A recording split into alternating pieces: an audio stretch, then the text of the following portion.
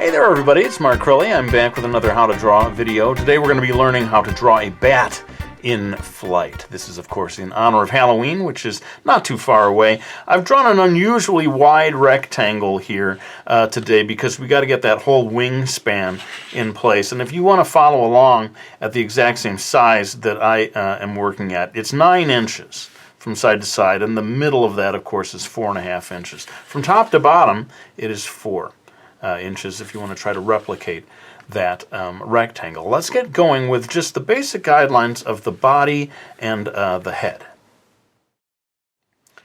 Alright, so you can see the shape of the body at this point is basically just like an elongated oval, very nearly touching this bottom line, and then shifted off just a little bit to the right-hand side of that vertical line. The head shape, because we're going to have the mouth open, kind of crying out, it looks a little bit like a skull shape, appropriately enough, and that is over here to the right-hand side because we're going to have the bat flying from left to right. Now, I think it's time to get started with one of the 2 wings. We'll do this wing over here, and in a way we're drawing an arm-like shape. More on that later, but I'll go ahead and get those lines in place.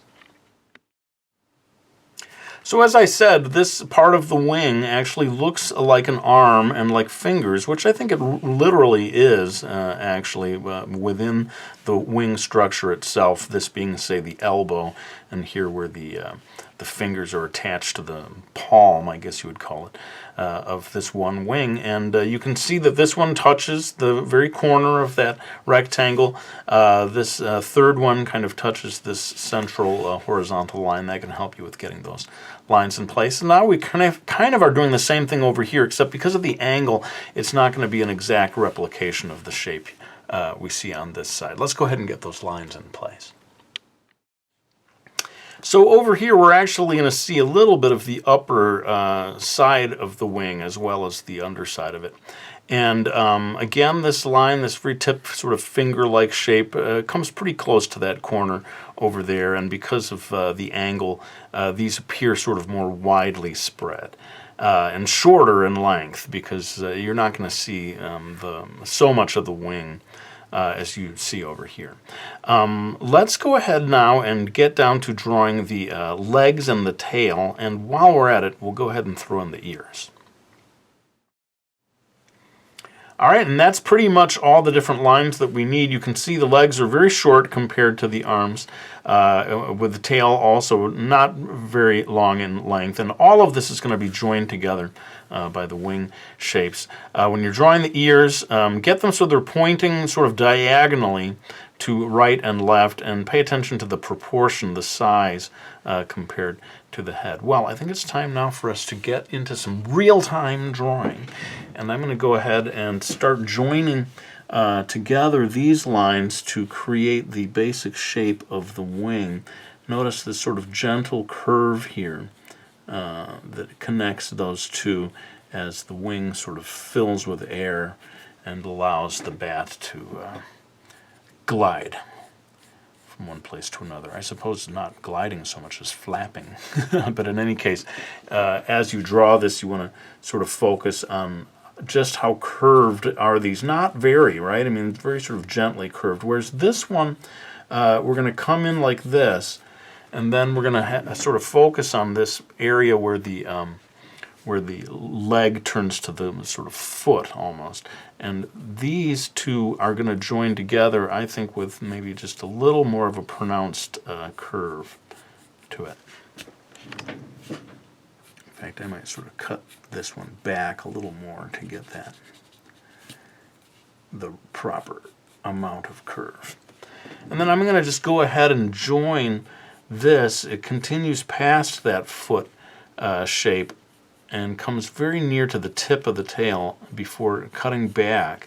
And then we're not going to see because it sort of goes behind the body as it heads back over here. And then we're kind of doing a similar thing here, though, although because we said, as I said before, the angle that we're getting on the wing is not allowing us to see it quite so clearly as this one over here. So it takes up less space from top to bottom. And that takes care of that. But one interesting thing that's happening here is that this arm shape here that really is, there's a certain amount of musculature in here.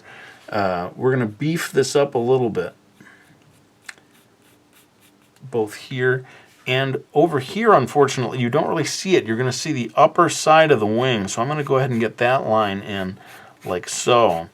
And this sort of muscular area is hidden behind that upper edge of the wing, the way we've drawn it. And you might want to even thicken this up over here on both sides. And then one thing that I saw as I studied photos is that this elbow area is actually not the upper edge of the wing. There's a bit connecting those two. Can't really see that. I mean, here you see the upper view of it. But this is bending down, and there's a little sort of triangle of shape there that connects that area of the wing. And then what I'm going to do is show you that there are claws, like a single claw, one of which is coming right out of here, which I suppose would correspond with the human thumb, maybe, if these are the fingers.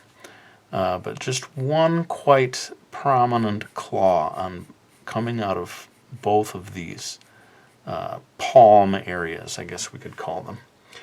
And what I noticed as I studied the sort of texture of the wings themselves, and what I'll do is I'll go ahead and erase this line right now because it's easier to do now than it would be later, is imagine almost like the veins of a leaf. That you can draw some lines in here that sort of, if you really want to get into the detail of it, that give you some sense of the structure, and then eventually we'll be adding more detail. But there's sort of lines, like I was saying, a little bit like when you see a leaf up close, you'll see these little lines that are joining together the structures. And that we're going to be doing that at length across the entire surface of the wing area. Down here where this leg is, we certainly want to thicken that up a little, and at least in some photos I saw little claws down here.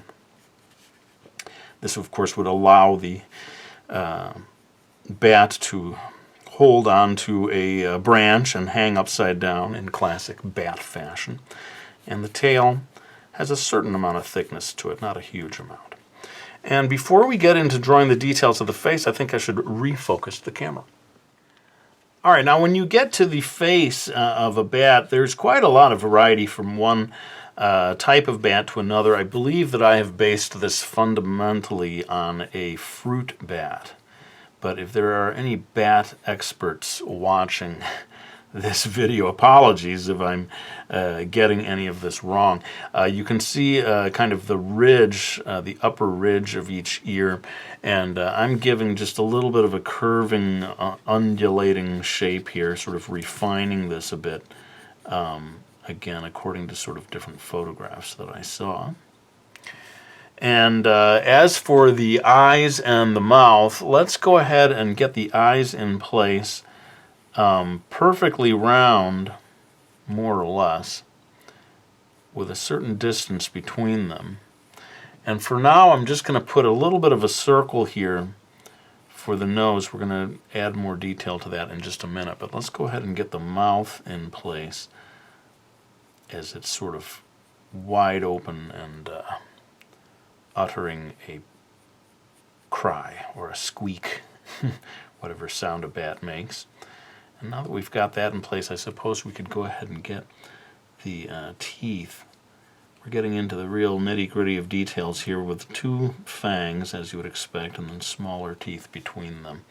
And I think you can just sort of get away with throwing in a little bit of teeth down there. And for the nose itself, one of the things that I studied sort of seemed to suggest that the nostrils curved up quite a bit from this central area, and also had a sort of dividing line across the top. But the truth is, at this scale, it's a little hard to get the true full details of an actual bat face. I'm going to take a section of this and make it the highlight and then just sort of darken in the rest of it. And it looks very strange in terms of being a bat's face right now because a bat's face is actually quite furry, as is the body. So I'm going to actually erase away a little bit of this guideline and give you a sense of the direction of the fur, which in so many mammals, you'll hear me saying in these animal videos, is, I always say, a little bit like the face of a clock or the spokes of a bicycle tire or something, pointing out in all directions away from, let's say, the nose being the center of the face. And I'm going to be adding considerably more detail to this, but you could add a bit of darkness around the eye area. Again, allowing those lines to sort of follow in the same direction that you've established here. And all across the center, it's going to be kind of coming down here toward the nostril. Now, depending on your lighting situation, I imagine this one is going to be a little bit lit from below, so the nose might cast a shadow, which would add to that spookiness that we want at this time of year. And that sort of gives you the basics of that. The ears, as you might expect, quite dark. As you head to the interior, you're not going to see too much in the way of detail in either of these ears. And yeah, this ear over here will be much the same. Let's just hold off on that for now, and I'll get into drawing the body. Now, I feel like as I looked at different photos of bats, it seemed to divide a little bit into two parts, this sort of upper torso area. So I'm going to do the same thing that I was doing with the face there, beginning to indicate these the direction of the fur that's kind of flowing out in all directions. So we don't really think of bats as furry creatures, at least I don't. But yeah, as I looked at photos, some of them quite furry indeed. And in terms of the head and the body, you definitely want to be indicating that fur to some degree, or else it's not going to look like a real bat. And that, my friends, might be it in terms of the basics. There's going to be probably less fur down here below the jaw, but still a little bit. And at this point, the rest of it really comes down to shading and coloring and so forth. And as you know, I try to do that kind of thing in time-lapse because the truth is it would take maybe an hour or more to do justice to this drawing of a bat, and I'm not going to make an hour-long video showing every single pencil stroke as I shade this in. So let's go ahead and kick it into time-lapse, bring in my old man time-lapse friend. I do love to draw a bat. At my age, I identify with them. And we'll go ahead and get this drawing finished up, and we'll be back after that with a few final words.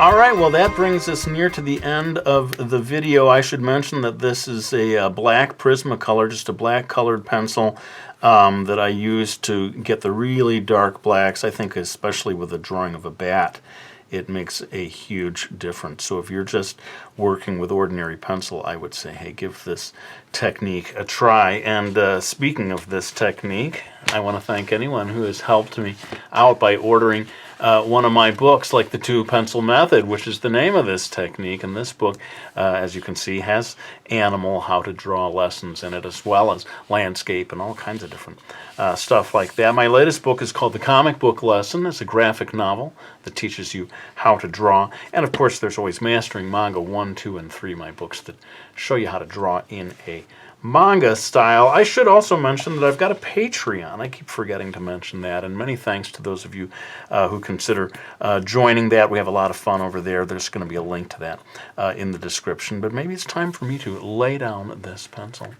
I want to thank you all for watching this video. I really hope you enjoyed it. And I'll be back with another one real soon.